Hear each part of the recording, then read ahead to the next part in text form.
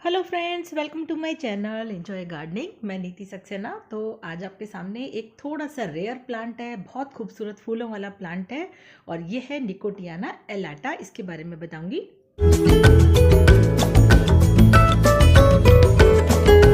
Friends, मैं आपके लिए इसी तरह के अच्छे अच्छे कंटेंट लाती रहती हूँ, तो चैनल को सब्सक्राइब करके नोटिफिकेशन बेल प्रेस कर लीजिए। सारे नोटिफिकेशन आप तक पहुँचते रहेंगे। तो फ्रेंड्स, ये रेयर प्लांट है, निकोटियाना प्लांट है और इसे स्वीट टोबैको भी बोलते हैं या जैस्मिन टोबैको भी बोलते हैं। स्वीट टोबैको मतलब मीठा वाला टोबैको। जैसा कि आपको नाम से ही पता चल रहा होगा ना, निकोटियाना यानी निकोटिन प्लांट। जैसे तंबाकू होता है ना, बस बिल्कुल वैसा ही इसका नाम है, इसीलिए इसको स्वीट टोबैको भी बोलते हैं, क्योंकि ये तंबाकू या निकोटिन की तरह खाया नहीं जाता है। बहुत ही खूबसूरत प्लांट है, बहुत ही सुंदर सुंदर इसके फूल हैं। देखिए कितना सुंदर कलर है। इस प्लांट को टोबैको की तरह नहीं खाया जाता, बल्कि इसे मेडिकल रिसर्च के काम में लिया जाता है इस प्लांट को। अब इसको टोबैको क्यों बोला जाता है, स्वीट टोबैको क्यों बोला जाता है, पहले मैं आपको वो बता देती हूँ। देखिए इसकी लीव्स, अगर आपने कभी टोबैको प्लांट की लीव्स देखी होंगी तो बिल्कुल इसी तरह की होती हैं, इसीलिए इसका नाम पड़ा है स्वीट टोबैको। इसकी पत्तियाँ काफ़ी ज़्यादा टोबैको प्लांट से मिलती जुलती हैं और वैसे ये बेसिकली है बहुत ही बढ़िया खूबसूरत फ्लावरिंग प्लांट। ज़्यादा तो इसमें ऑप्शन नहीं आते फूलों के, जैसे कि ये लाइट पिंक दिख रहा है आपको, एक तो ये कलर अवेलेबल हो जाएगा आपको नर्सरी में, और दूसरा जो मेरे पास ये दिख रहा है ये आपको डार्क रेड कलर का है। बहुत ही गॉर्जियस कलर है ये, बहुत ही सुंदर कलर है। तो एक आपको ये मिल जाएगा और एक इसमें वाइट बहुत कॉमन है। आपको ज़्यादातर नर्सरी में वाइट मिलेगा, पर मुझे ये पिंक और रेड मिले ना, तो मैंने तो ये ले लिए थे। इसके जो फूल होते हैं ना, क्लस्टर्स में आते हैं। देखिए इकट्ठे ऊपर आकर के एक साथ क्लस्टर में आते हैं, और इसकी कलियां जो है ना, अब दिख रहा है आपको थोड़ी किस तरह की है, आपको कुछ याद आ रहा हो अगर, तो पिटूनिया जो प्लांट होता है ना, ट्यूबुलर फ्लावर इनको बोला जाता है। जैसे ही फ्लावर के पीछे एक ट्यूब लाइक स्ट्रक्चर होती है, बस फर्क इतना होता है कि पिटूनिया की ट्यूब थोड़ी थिक होती है और इसकी जो ट्यूब होती है पीछे बहुत पतली सी होती है, पर ये ट्यूबुलर फ्लावर्स ही कहलाते हैं। इनका जो सीज़न होता है इन प्लांट का, ये दिसंबर एंड से लेकर के शुरू होता है और अभी गर्मियों तक ये फ्लावरिंग करेगा। आपने देखा होगा, इसीलिए मैं अभी यार सीजनल फ्लावरिंग प्लांट्स के ही ज़्यादातर वीडियो डाल रही हूँ, क्योंकि इनका सीज़न निकल जाएगा तो मैं आपको इनके बारे में नहीं बता पाऊंगी। और नर्सरी में ज़्यादातर अभी आप जाएंगे तो आपको ये सीजनल फ्लावरिंग प्लांट ही मिलेंगे, तो इसलिए अभी इनकी रिक्वायरमेंट ज़्यादा है। परमानेंट जो प्लांट होते हैं उनके बारे में तो हम साल भर भी चर्चा करते रहते हैं, तो अभी इन दिनों सीजन फ्लावरिंग प्लांट जो होते हैं उनके बारे में अच्छे से जान लीजिए। जब आप नर्सरी में जाएं तो आपको पता होना चाहिए इसका नाम क्या है, इसकी हैबिट्स क्या है, इसको रखना कहाँ है, सब कुछ आपको बताऊंगी इसके बारे में। मैं ये प्लांट 80 रुपीज़ का लेकर के आई हूँ, और इससे जब घर लेके आएँ तो लगाने के लिए आपको 10 इंच तक का गमला ले सकते हैं। ज़्यादा बड़ा लेने की ज़रूरत नहीं, इनकी हाइट बहुत ज़्यादा नहीं बढ़ती है। और जब नर्सरी से लेके आएँ इसको आप रीपॉट करें अपने घर में ला करके, जब इसको लगाते हैं ना, उसको रीपॉटिंग बोलते हैं, तो उसके लिए आपको सबसे ज़्यादा ध्यान रखना है कि जब भी आप फ्लावरिंग प्लांट कोई भी लेके आएँ तो इनकी जो रूट्स होती हैं बहुत ही ज़्यादा डेलिकेट होती हैं, बहुत नाजुक होती हैं। तो आप बस उसको पॉली बैग में से निकालिए और सीधा गमले में ऐसे कैसे ही रख दीजिए, एक्स्ट्रा मिट्टी भर दीजिए। तो पहले मिट्टी की बात कर लेते हैं। इसको बनाने के लिए फ्रेंड्स आपको एक हिस्सा गार्डन की सॉइल लेनी है, एक हिस्सा रिवर सैंड यानी बजरी लेनी है ताकि पानी अच्छे से ड्रेन हो जाए, और एक हिस्सा गोबर की खाद ले लीजिए। साथ में 2 चम्मच नीम की खली मिला दीजिए, उससे न्यूट्रिशन भी मिलेगा और प्लांट जो है फंगस वगैरह के अटैक से, पेस्ट वगैरह के अटैक से बचा रहेगा।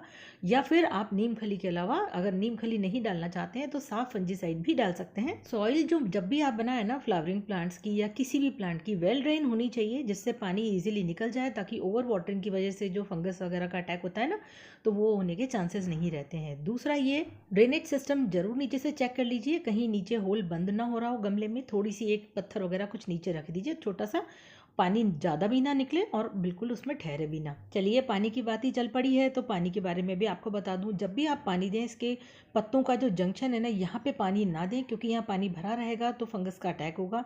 मिट्टी में पानी डालें, इससे क्या होगा कि सीधे मिट्टी में जाएगा और नीचे जड़ों तक पहुँच जाएगा। इसके अलावा ओवर वाटरिंग बिल्कुल नहीं करनी चाहिए।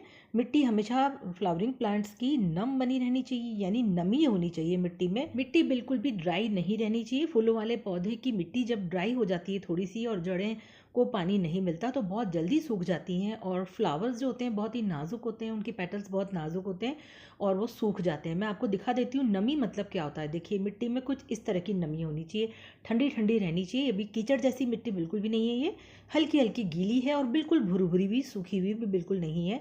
तो इस तरह की कुछ मिट्टी होनी चाहिए इन पौधों की, तभी आपका प्लांट हमेशा हरा भरा दिखेगा और फूल इसके मुरझाएंगे नहीं।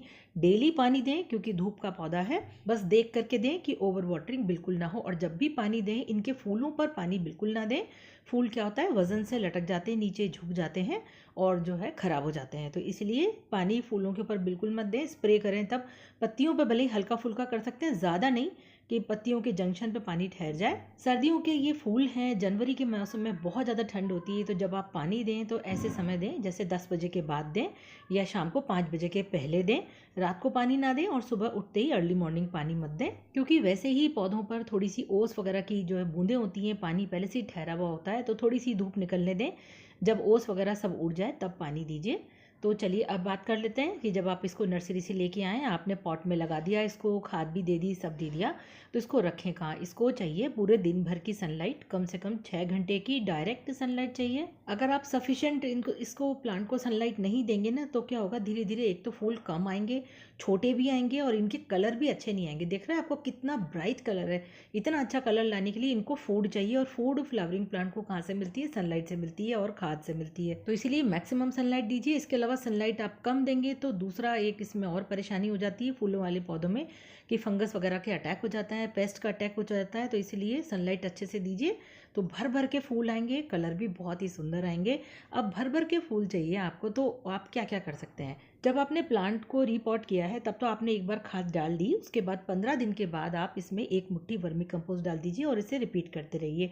ऊपर से आप थोड़ी सी इसकी ब्रांचेस को काट दीजिए, तो नीचे से क्या होगा, 1-2 ब्रांचेस और आ जाएंगी। आपको दिख रहा है, देखिए नीचे आपको अलग से ब्रांचेस दिख रही हैं और कलियां भी ज़्यादा आएंगी। थोड़ा सा जब लंबा होने लगे ना, तो ऊपर से थोड़ा कट कर दीजिए। इसके अलावा मुरझाए हुए फूल हैं उनको पिंच कर दीजिए, ताकि ज़बरदस्ती एनर्जी उनमें ना लगे। नए फूलों को लाने के लिए नई ब्रांचेस को नीचे से एनर्जी चाहिए, तो इसलिए एनर्जी कैसे मिलेगी, जब नीचे से सारा न्यूट्रिशन नई ब्रांच के लिए ही लगेगा। वर्मी कंपोस्ट तो दे ही रहे हैं, इसके अलावा आप और क्या क्या दे सकते हैं। जैसे कि अभी ये सीजनल फ्लावरिंग प्लांट्स हैं, तो इनको जो है ज़्यादा एनर्जी चाहिए होती है, हैवी फीडर होते हैं ये। देखिए सड़े गले पत्ते भी हटाते रहिए, इससे फंगस का अटैक नहीं होता। तो और आप क्या खाद दे सकते हैं, केमिकल फर्टिलाइज़र ज़रूर दीजिए फूलों वाले पौधों में। देखिए मैं तो बहुत देती हूँ, क्योंकि ऑर्गेनिक जो फर्टिलाइज़र होते हैं उनका असर बहुत ज़्यादा देर से होता है, और जो केमिकल होते हैं उनका असर बहुत जल्दी होता है। तो 6-7 DAP के जो बॉल्स होते हैं, छोटे छोटे दाने होते हैं, उन्हें आप दे सकते हैं और जड़ों से थोड़ा सा दूर दीजिए।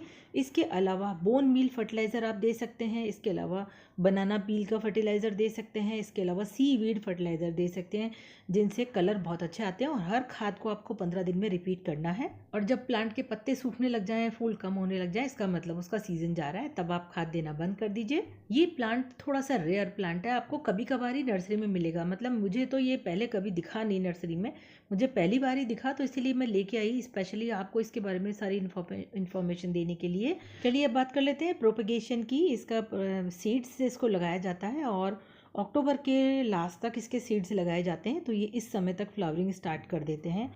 पेस्ट वगैरह की बात करें तो इसमें ज़्यादा वैसे पेस्ट लगते नहीं है, मिली बग्स वगैरह नहीं आते हैं इसमें, मैंने तो दिखे नहीं। पाउडरी मिल्ड्यू वगैरह फिर भी हो सकता है, तो नीम ऑयल का स्प्रे करते रहिए पत्तों पर। जब आपको लगे पत्ते पीले हो रहे हैं, मुरझा रहे हैं, तो आधा चम्मच हल्दी पाउडर भी डाल सकते हैं, उससे सारी बीमारियां दूर हो जाती हैं।